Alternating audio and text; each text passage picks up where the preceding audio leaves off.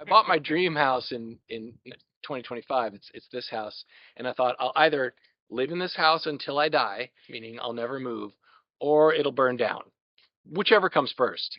And hopefully they don't happen at the same time. This house, as magnificent as it is in like the reddest part of the burn zone. When you look at those burn maps, when you buy a house and you go through all the disclosures, there's gradations of red, and here in California, I'm in the reddest, most flammable area. So right away, I knew that living here was a risk, and I knew that anecdotally, because I had people, friends, people who I knew who lost homes in the Altadena fires, and friends who lost their home in the Palisades fires. I knew from people I knew that insurance wouldn't cover it. So if I was going to move here, I had to give myself at least a probabilistic chance of surviving a fire with the house intact, or else the house is a total write-off, which would be catastrophic. I don't think, from all the research that I did, and I did a lot of research, I don't think there's any solution that guarantees that you will have a house when a fire comes through. So what's the system that gives you the highest probability? And that's what I went looking for. I got a bunch of proposals. They're all pretty good. They all made me feel good. They're all expensive. And then I got yours, and honestly, it's so weird how many decisions you make in life based on a PDF, a good PDF. EmberSafe makes great PDFs. You were the only proposal that had a plan for the house, the 4-point sprinkler system, and the eaves, and had a plan for what you called in the PDF, you called it the canyon defense system. And there's just something about that, and I told you this on the phone, that the way the document was written that really impressed me, and I felt like I think this is the system.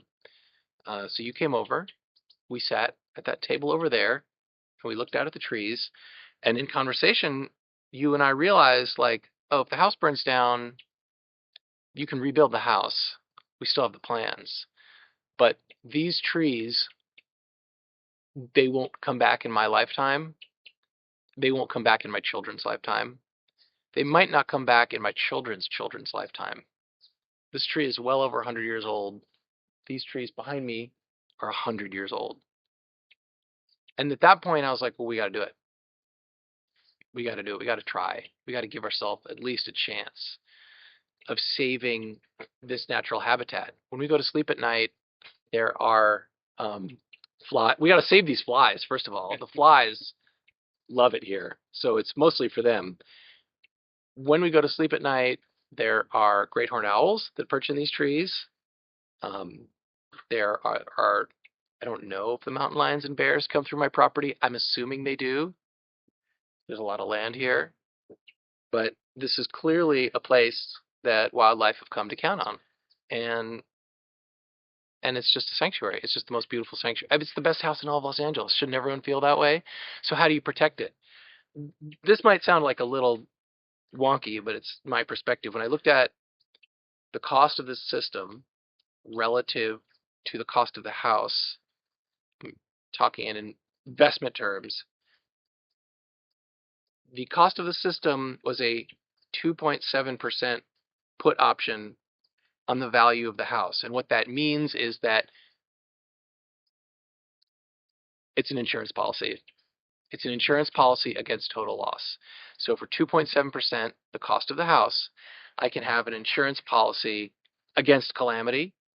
That's sort of how I looked at it. And I know from my limited investing experience that a 2.7% insurance policy that's not a yearly cost, a one-time cost against the total value of the collateral is an unheard of screaming good deal in investing. You don't ever get a deal like that. So if you can change your frame of mind to look at it that way, then it's a really, really, it's kind of like you have to do it. You have to do it.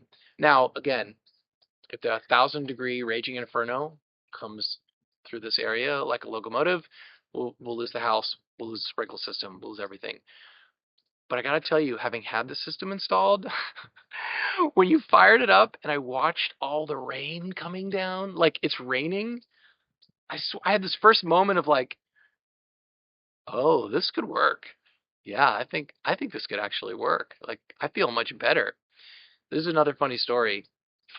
The day you activated the system, I just moved into this house, mail's been piling up.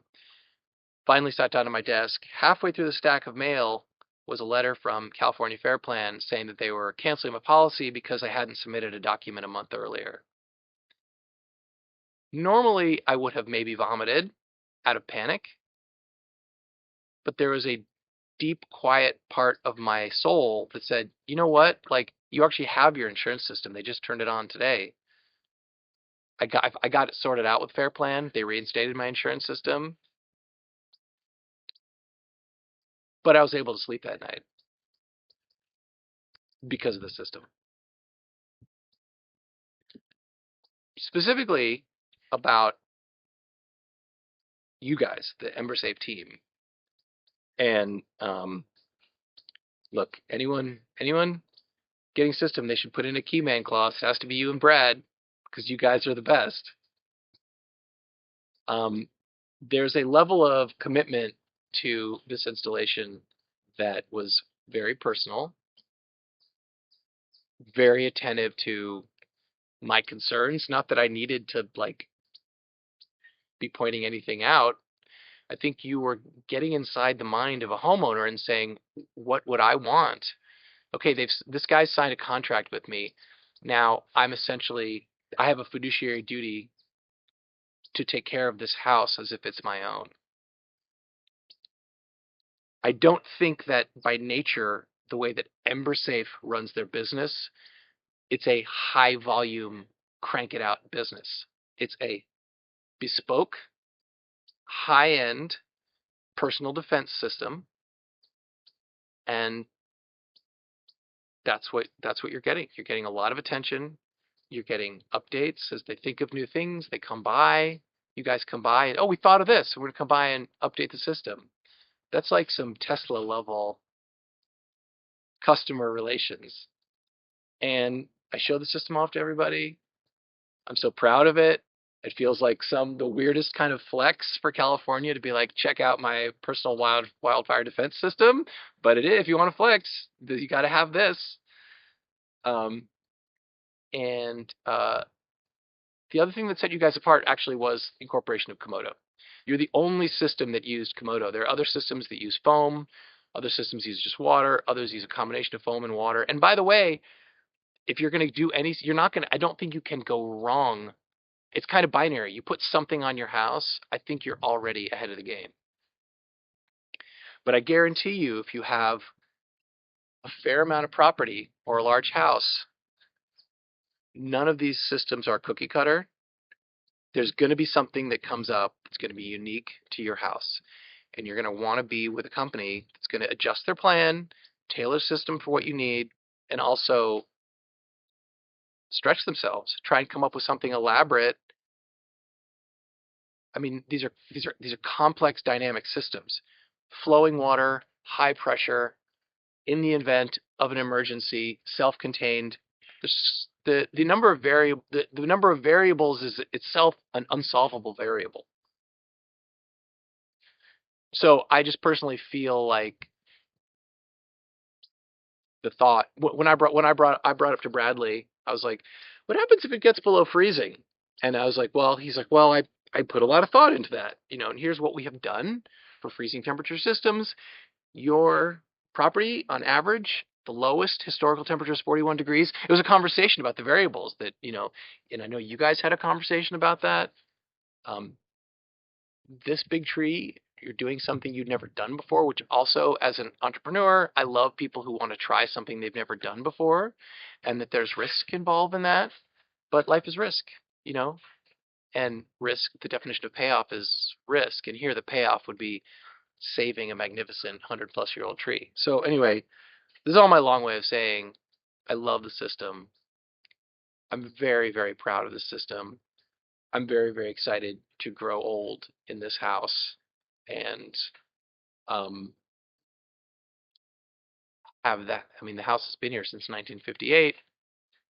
I'd like to have it be here for another 80 years. I think this is the best chance we've got.